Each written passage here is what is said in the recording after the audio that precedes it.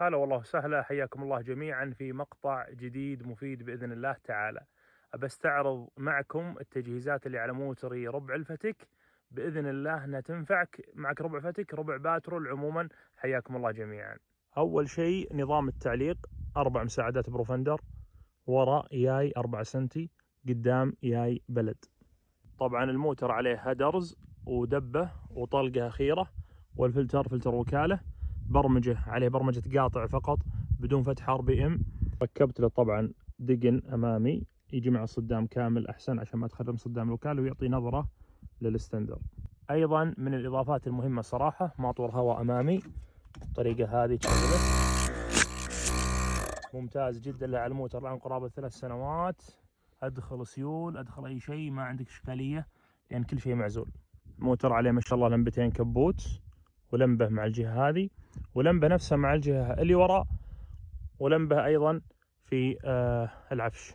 نجي الآن الأهم شيء التجهيزات: شنطة السيارة للعزبة. لعلك يا عزيزي المتابع إذا كان معك ربع تستفيد منها أو تاخذ فكرة. عموما أول شيء خلونا نبدأ. الموتر عليه تلبيسة، طبعا فكيت البلكاش حق الوكالة، ركبت بلكاش ونجته وطلع بالطريقة هذه.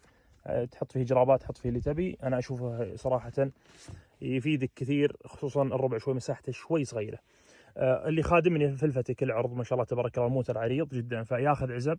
انا من الناس اللي ما احب افك المراتب الاماميه حقت الربع لان يطلع شكله قبيح، ولا كان ياخذ ازود.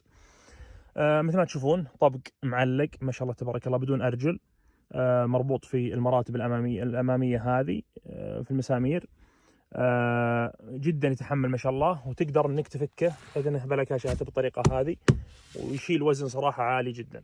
ايضا من الاضافات المهمه تانكي ألمنيوم بسعة 65 لتر ونص، أنا أشوفه جدا كافي، مع المضخة مركبة هنا، مع أيضا قارئ العداد الموية.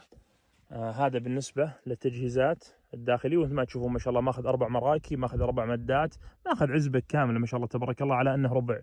فأنا أشوف أنك إذا كانت عزبتك نفس عزبتي، حتى لو كانت عزبة طبخ تقدر تضيفها معك أيضا، اشوفه جدا كافي ووافي ما شاء الله تبارك الله. نجي الان لمخارج المويه. عندي اللي من هنا حاطه هنا جانبي، هذا طبعا يشتغل بدون مضخه بحيث انه مباشره بعيد عن الشكمان ويكون يعني صبه زين ومعقول جدا. المضخه طبعا استعملتها المخرجين، مخرج هنا تحت الهوك مباشره بحيث انه يكون تعبئه سريعه لو تبي تعبي مثلا بريق شاهي، تبي تغسل بسرعه. تمام. ايضا